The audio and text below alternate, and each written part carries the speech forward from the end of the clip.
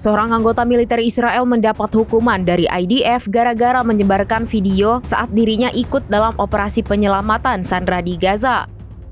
Tentara tersebut telah dianggap melanggar perintah dan nilai-nilai IDF. Time of Israel pada Kamis 25 Juli tidak mengungkap identitas tentara tersebut, namun tentara itu disebut dari prajurit cadangan IDF. Dia menjalani hukuman selama 10 hari di penjara militer.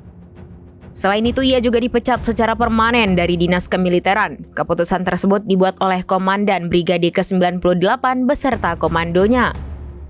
Sebelumnya, prajurit cadangan tersebut menerbitkan rekaman dari operasi untuk menemukan jenazah Sandra pada Rabu 24 Juli. Video sensitif tersebut kemudian dipublikasi oleh tentara.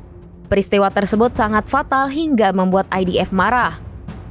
IDF menganggap perbuatan tentara cadangan tersebut membahayakan keamanan pasukan dan merugikan keluarga para tawanan.